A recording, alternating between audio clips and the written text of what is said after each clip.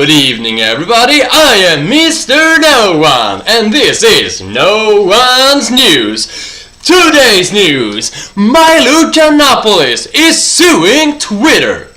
As you know, or as you maybe know, Twitter has done this called shadow banning on a lot of conservatives on Twitter.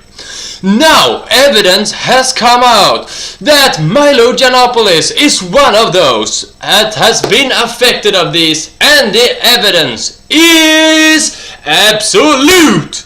MILO YANOPOLOUS a few days ago actually put out a live stream about this. Let's get in it and see what he has to say about it. Oh, go!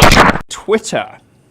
Now, Twitter, we have said, those in the conservative corners of the universe, for years, but Twitter was enforcing arbitrary, unfair political rules on conservatives and libertarians, and in particular on Trump supporters. And we wanted to know all kinds of things, really. Twitter is notoriously tight-lipped about its policies. Thanks to James O'Keefe at Project Veritas, we now have incontrovertible evidence of many of the things that we have long suspected. In fact, some of you may remember that I broke the story in Breitbart in February 2016 that Twitter was doing something called shadow banning, which basically means they limit the extent to which your posts can be seen by other people, but they don't tell you you've done it, and they don't tell anyone else that they've done it either. So it limits the reach, your effectiveness, your ability to get your message out to your audience, but nobody knows. And the only people who could plausibly, conceivably reveal any information like that are within Twitter and aren't talking. Well, some of them are talking now.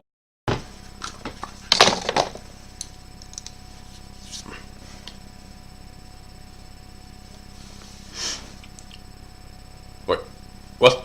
We're on air now? Whoa! So they are talking, he said! This is interesting, and if you, as I, are curious to what they have said, we have digged a little bit deeper in it. With other words, we watched more of the live stream where he exposes all of it.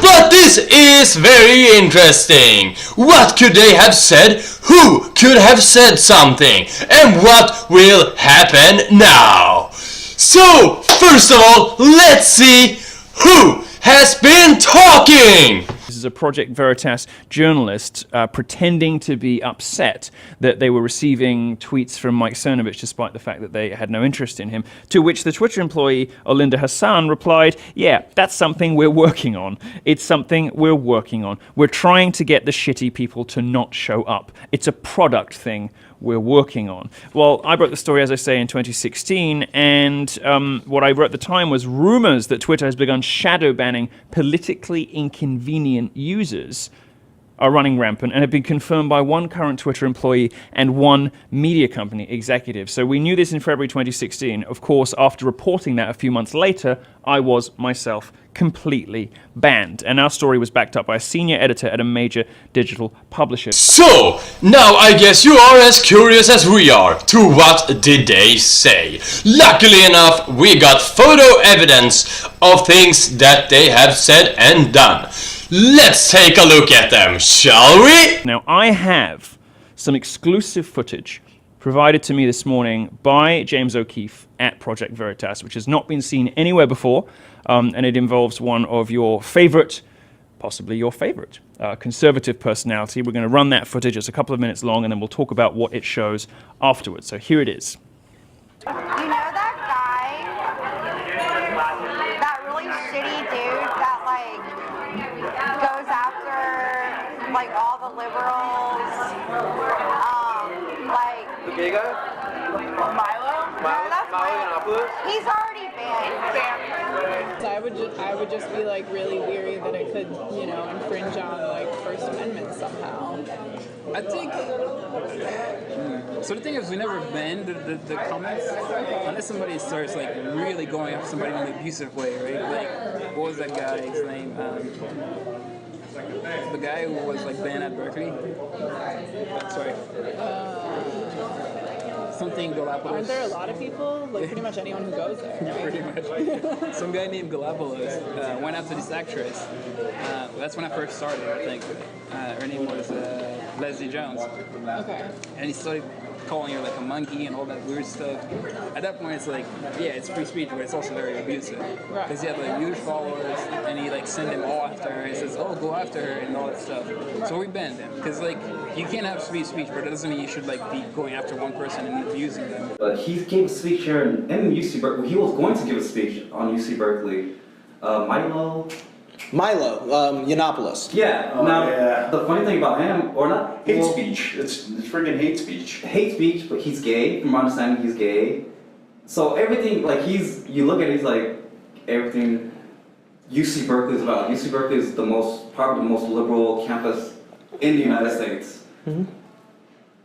And they will not let him speak. I was like, but this is the most liberal place. Like, where is this? Like. Well, but Twitter banned him, correct? Correct, he got banned. I remember, but at that time he was trending very, very hard on Twitter. Like I remember, I looked on Twitter and I saw that there was a hashtag about him saying like a lot of crazy stuff, but he was trending for I won't say that whole week, just about. I think there were some cases like those extreme right-wing people recently. I forgot his name.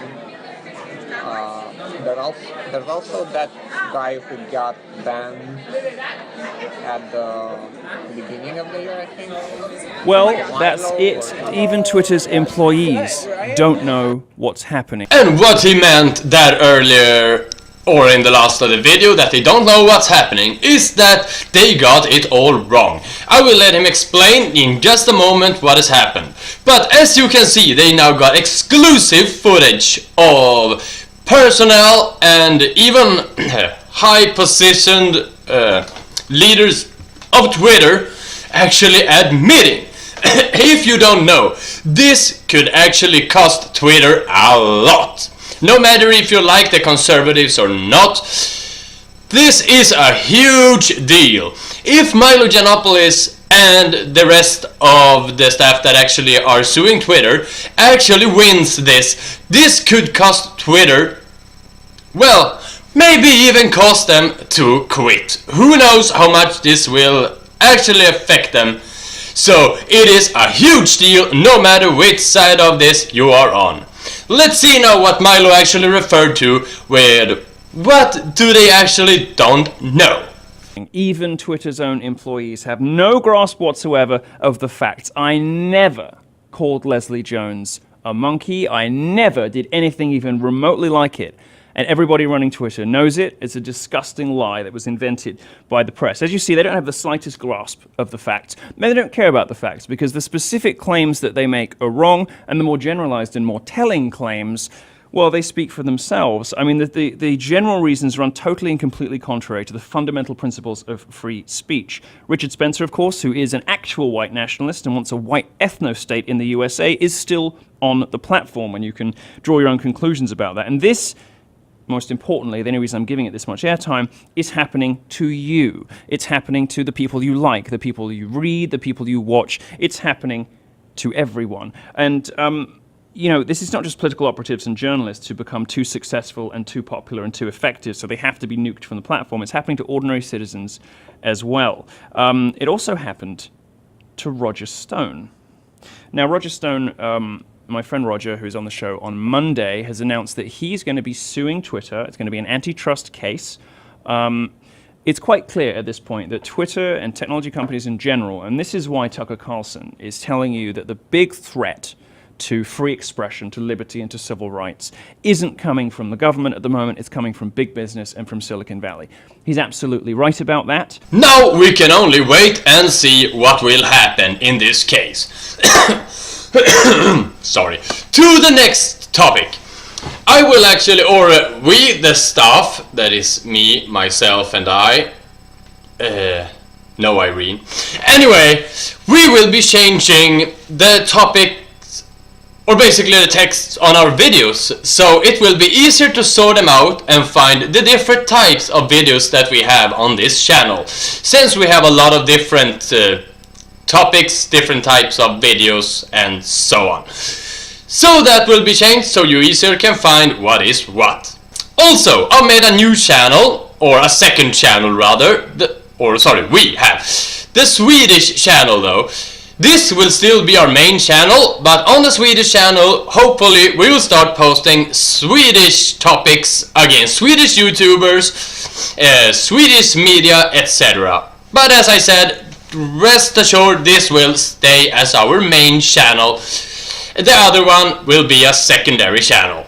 We will also be starting to live stream at Twitch.